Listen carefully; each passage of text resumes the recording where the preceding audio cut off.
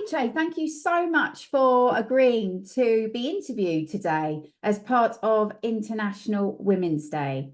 Yeah, I'm all ready for it. I've got my t-shirt, look, phenomenally black. Woo! Fantastic. I didn't notice until, until you sat up. Fantastic. Now, I know we have known each other, for everyone that doesn't know, I'm just trying to work out how long ago it was that I met you, and I remember this. I met you in 2009. you've got a very good memory. And it was the summer of 2009. And I remember because you were my first job because I got back from Disney when I was doing my internship at Disney early 2009, and I was just looking for work experience, and Yeah, there was a couple of things I was doing, but nothing concrete. And then the yes, National Skills Academy came about in the summer. I think it was like August. yeah. And then I went to work for you for 6 weeks. You've got such a good I memory. know I have to admit I'm getting I thought it'd go away, but my memory of I'm my I'm work I'm memory is impressed. good. I'm impressed. But you made such an impact on me, and I followed your career ever since. I know it was some time, before we started working together recently, but it would be wonderful really just to have a chat about your career to date. So going back to the very beginning, you mentioned Disney. What first of all, what did you dream of doing when you were a little girl? Probably it was Disney related. It Probably just was. like being working for Disney. It wasn't actually in marketing. It was just like I want to work for Disney. That was kind of And you did. Yeah, that was kind of like my thing when I was very young, that I really wanted to work for Disney because I kind of grew. My mum used to just give me videos of Disney films, Yeah. and I remember going, I want to work there, I want to go there.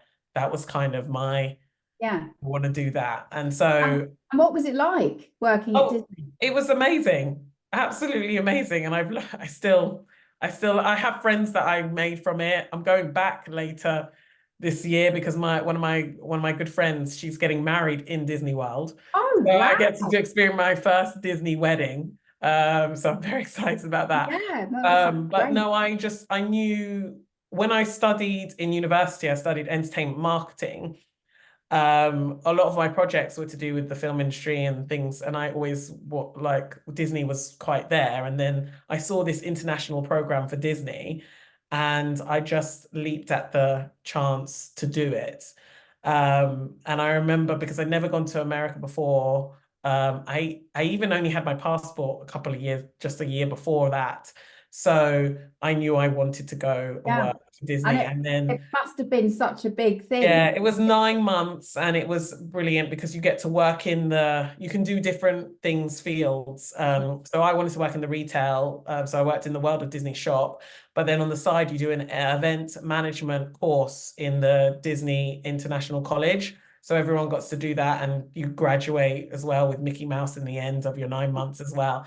And then you got to shadow and look at what teams did. So I got to shadow and look at what they did in marketing on the side, and you can request that. It was just good to really explore what they do behind the scenes and how it all really works together as a whole company. And just meet people from around the world. That was the biggest thing for me, was just to meet other people. So I lived with people from South Korea and France. And it was just, yeah, it was, and Americans too, and start to gauge their lifestyle and things. So it was very good for me. So then you came back to London and started working for a startup, a not-for-profit.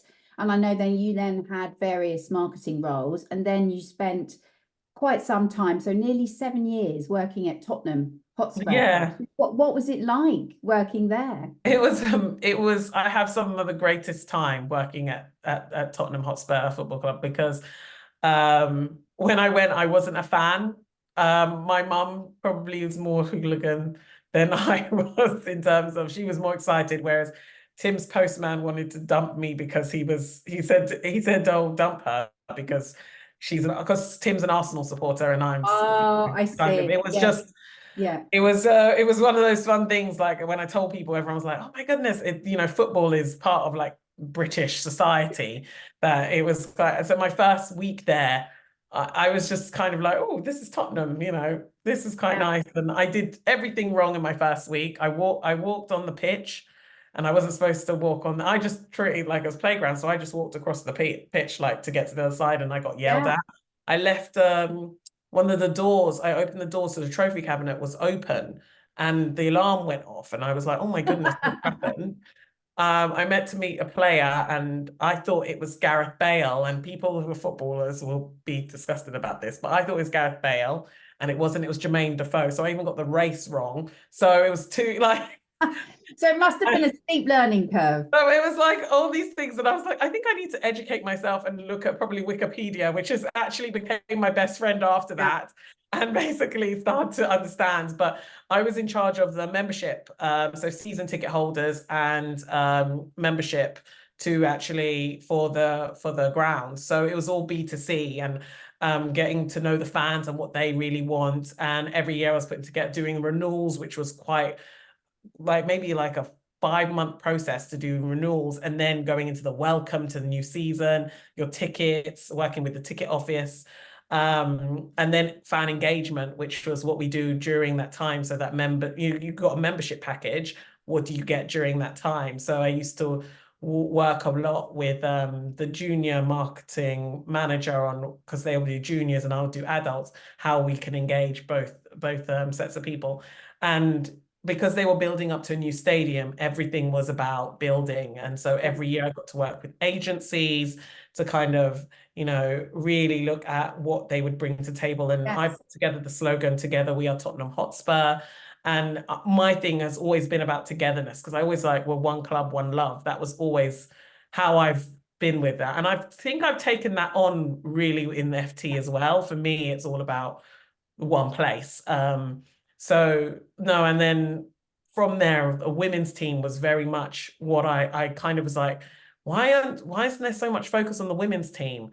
So I took that on as a side project to my actual job and then became kind of like their biggest fans. And then towards the end of my Tottenham career was working solely on the women's football and building them up because they became part of the Super League, which is the top tier for the women's football.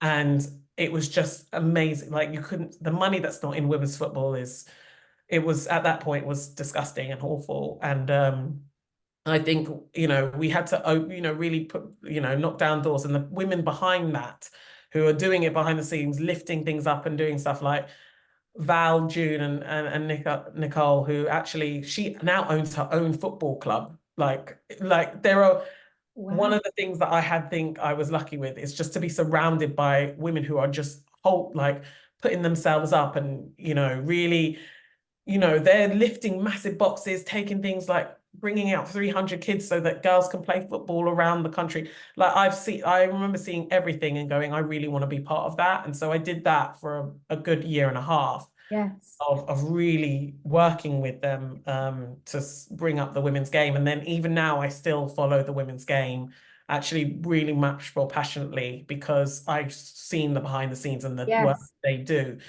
And the fact that it's come this far is absolutely amazing with what the team has done for World Cup and Euro.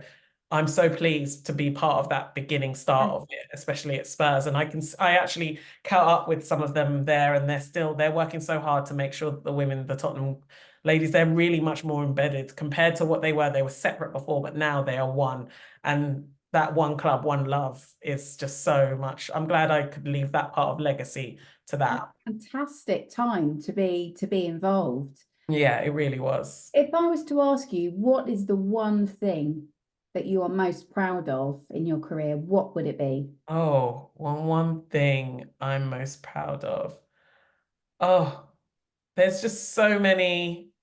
I think, oh goodness, the one thing I think I'm most proud of, again, was it's still my FT journey has been great, but my Tottenham journey Mhm. was we did supporters clubs. And I remember coming up with the slogan, Together We Are Tottenham Hotspur. And it's the first time I'd done something creatively for myself. And I was really really excited when we celebrated having 100 supporters clubs, and we did this drone and it went up over the stadium and looked up all these shirts that we had laid out, and it was a whole big campaign called Together We Are Tottenham Hotspur. And I remember just being like, oh, that vision that I had has Yeah. now been put into this amazing campaign. And now to this day, they're still using all of that. So that having that legacy, like having that part is just, I'm just so proud of that, because it's like I've got my stone in the Spurs Yeah. history. So yeah, that was one of the biggest highlights of my career, and the fact that I still look at that now and still see that. It's Yeah. amazing. I mean, it'd be hard to match that, definitely. Yeah. Who has been your role model growing up and throughout your career? I know that most people might use this, but my mum probably is one of the biggest, and not just my mum, but my aunties, who I'm really surrounded by. I'm surrounded by amazing Black women who are like the heads of. Like, Yeah. I always think it's in Africa, sometimes the males are predominantly the heads of a Yeah. family, but I generally think it's the women who in my family are the heads. They're doing it all. And no disrespect to my uncles, who are amazing too, but literally they are they do everything. And I remember my mum like came to this country, and then she did cleaning while I was young, to support. And then when I started secondary school, that's when she started college, and then she went to university and graduated. And I remember being there typing on a computer some of her essays, and her really working hard to become a mental health nurse. And I was so proud of her when she graduated. And so seeing her journey, and that being a single mum didn't stop her, Yeah. made me realize it shouldn't stop me doing the things that I want to do. So she is one of my biggest role models in terms of just pushing me forward, because I didn't have, like, I remember GCSEs, I was never, when people have like, they passed all the GCSEs, or they're good at every subject. That wasn't really me. I had like particular subjects that I was good at, which was English and media studies and sociology. So being a marketer kind of makes sense with my journey. But I only got 4 GCSEs and then didn't know what to do. Then I was lucky I had career advisor who helped me like sit down, because my mum was like, oh, but this when we're not going to do A levels. And I said, but you don't have to do A levels. You can do a GMVQ. And I was like, okay. Then I went into college and did a media communications course in college. Yeah. And that's how I got my merits to do university. And then I remember going to university thinking that I was going to do marketing and PR. And then this man called Barry came up to me and was like, have you thought about doing entertainment marketing? And I was like, this would be good to do. And I saw a bunch of people doing it. And then I was like, I got 3 merits, and I was like, oh, I am smart. Oh, I can do this. Okay, let me go into university. Then I was getting like A's. And I've never, I have a group of amazing friends who are like A+ people. But I was like, I'm getting A's. Like, look at my dissertation. And then I came out with a 2-1. I think that's me. Sometimes I wasn't believing in myself that I could do it. But then actually, I was like, when I find my passion and you find your goal. That's it. It's finding, isn't it? What are you really into? So it doesn't feel Exactly. like hard work when you enjoy something. When you really enjoy, like, I enjoyed doing my dissertation. I loved it. Mm. Like, I enjoyed all of that. And so I enjoyed my university time, and I really took it. And I'm just so grateful that I was able to really push forward in my career to still be a marketer. Because it's been nearly 15 years, and it's amazing that I can still, I think it was believing myself. I was lucky at Tottenham that they kind of just let me be by myself and just go with it. And just, I was a marketing executive who was probably nearly becoming one of the highest paid senior marketing executives in Tottenham Hotspur by the time I left, because I was just doing my own thing and just, knocking on doors going, we need this, we need to do that. And I wanted to learn more. And then I wanted to go back to B2B. That's why I kind of took the FT job, is that I realized I love events. So I got down to I realized that's what I wanted to do. Yeah. And I wanted to do B2B, and let's try this. And Yeah. so FT It came along, and merged everything that you enjoy. everything just kept on going. It just, yeah. I've been very lucky that people have been coming to me going, you're really good. You don't take no for an answer. And I really don't. Probably upsets people sometimes, but I really don't. And I think I learned that from my role model, which is my Yes. mum and my Um, aunties. Don't accept no for an answer. and what skills do you think you need to be a good leader?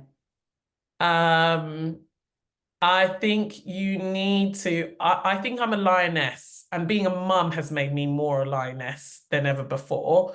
I think you need to listen. Yeah. There's a listening part of it. Find out what your team really needs and really listen. But you also need to be a really good mentor to your team as well, and let them let them take control of it. I've had to deal with some of control because I was used to, as I said, being a lone wolf. To come from that to a team, I've Yeah. had to relinquish some control elements that and give the team so they can grow. Um, and also, but I also am willing to kind of fight for them as well, like really push them forward and think outside the box all the time. I think you need that. And I think you need to be creative. You can't just do things the same. Um, there's lots of major things, but being lioness for me is one of the things that I think, though my team are, they're so, each of them are unique, each of them has strengths, each of them can grow, and I take acknowledge of their strengths and look at some of the stuff that they're not great at and actually try to empower them to look forward in what they can do with that. And I think as long as I empower that team, it's very important. Why do we need more well-balanced workplaces? Um, I think I think we need more work balance workplaces because well, for us, the pandemic did help us become balanced because I think doing 9 to 5 when you're going into the office was really quite tough and tiring.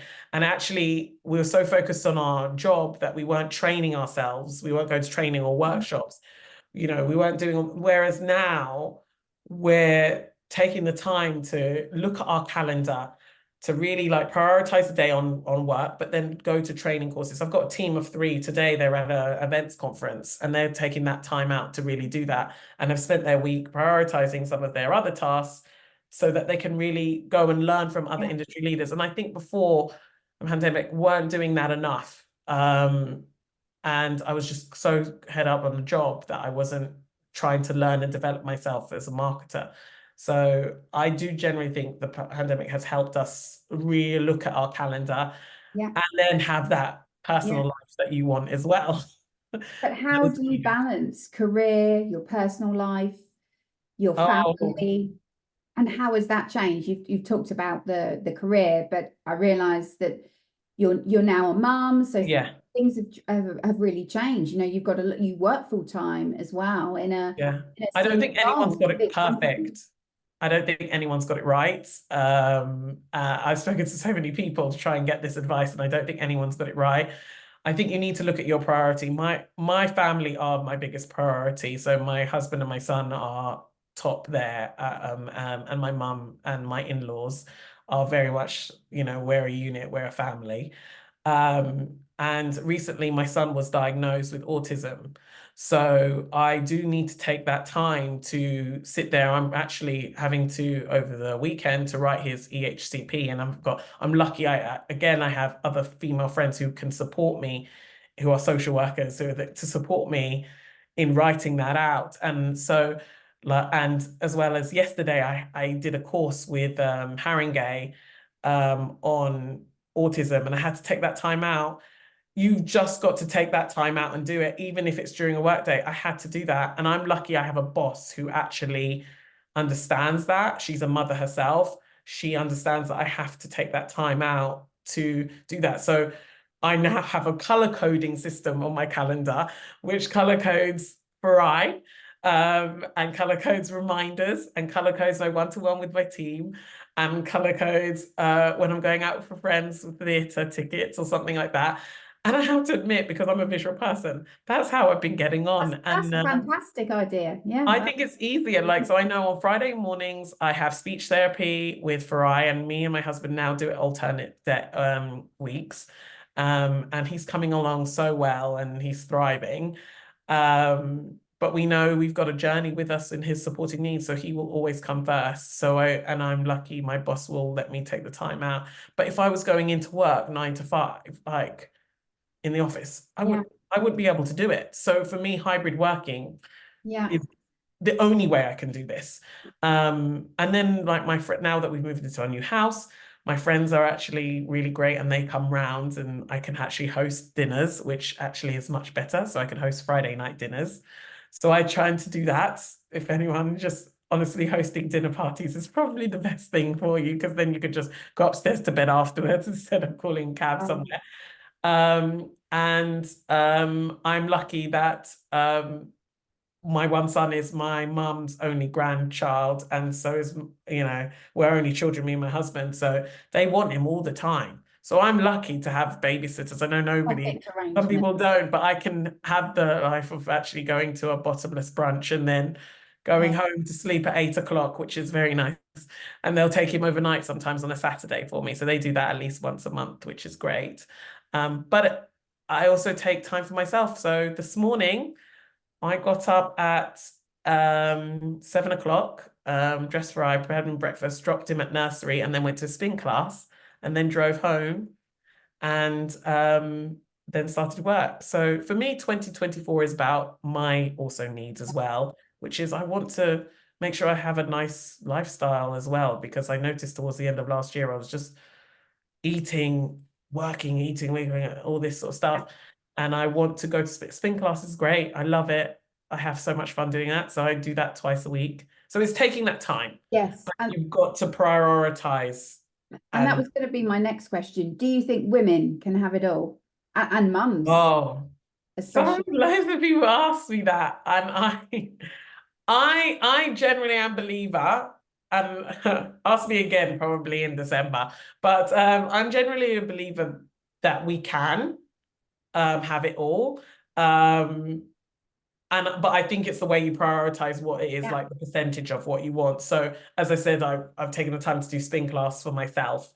And I'll go on holiday, like me and my mum are going on holiday later this year. So I do plan out my holidays all year and I do an all-inclusive with my family in the summer. So I do plan out my whole year. I'm a planner. I think that's the biggest thing, to be organized. And so in order for me to have it all, I have to plan it all. So I can't just wing it. But I generally like things just like I've just been so lucky to have one of the biggest things, and going into International Women's Day, is that I've just had some amazing women bosses, and you're one of them in my life. I've only had female bosses, if I'm really marketing manager bosses. I actually, I've had MDs and chairmen who are male, but every single person in my life, yourself, Emma, who was at Tottenham, and Kat, who's at FT, all female, all mothers, and all look like they're doing it all too. So it's always, because they're doing it, I think that feeds into me. So I've been very lucky that to be surrounded. That's the one thing, I'm surrounded by people, by women who are having all and who are in amazing careers, teachers, social workers. My friend Zara, she's doing so well. She works for Gordon Ramsay. My other friend Rita works at the Fringe London. I've got friends who's Imperial. I've got Farai's godmother is in Imperial College. There is so many women in my life who are doing it all, and who are just absolutely smashing it, and who empower me. So, and my cousins, one of the things is for me this year is Black empowerment as well. And one of my cousins is a lawyer. Like one of my other cousins, she's got four children. She bakes cakes on the side and she sells property. But I've just never seen anything like it. So I think all women are trying to have it all. You definitely like to get involved, don't you? Yes. And I know you have at FT. Oh, yes. As well. Talk about some of those things that you're really proud of, that are kind of maybe outside of your day-to-day role, that you've decided to push.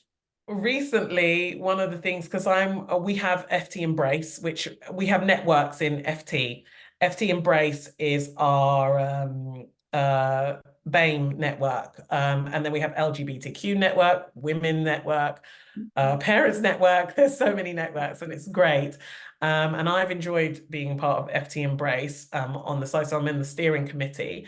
And one of the aspects that I wanted to bring was bring some sort of FT Live, which is the events industry that I work in, to FT Embrace and seeing if we can do deals with organizations to do more with Black community. So I'm working, Black History Month is mainly my remit of what I do with FT Embrace. And so I'm just done my first contra deal with the Black British Business Awards, which is a prestigious award that happens every year. They're actually on their 11th year this year, and we're media sponsors there of it, and that's never been done before. And I was kind of all taking down what, to you.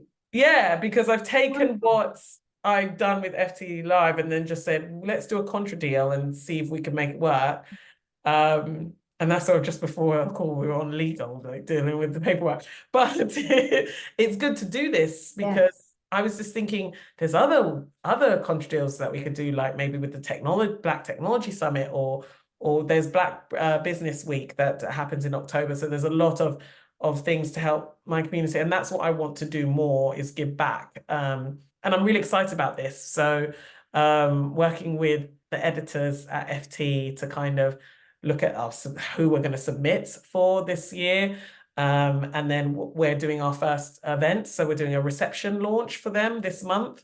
And so I'm leading that. And then we'll have judging day. So our chair of FT Embrace will be part of judging day. And then we'll go to the awards itself and meet so many amazing people. Like the person that won Person of the Year last year, he's from Netflix and he was doing so many amazing things there. And so to see that as part of, I never even thought that existed within the Black community. So that, for me, that's amazing. And to be part of that and bring that to FT, I'm so proud. I have to admit, the second proudest thing I'm doing is right now. So there's more to come. It sounds like an absolutely wonderful project Yes. for you to be And I'm doing that outside of my job. So it's not on actually my top of job everything too. else that you're managing to juggle. What does success mean to you? Success means to me is a smile on all of my team's faces when they're finished an event. For at the moment, that's what success means to me, because that even if an event hasn't done so well, we've even got that actually today as well. Everything's happening this month. But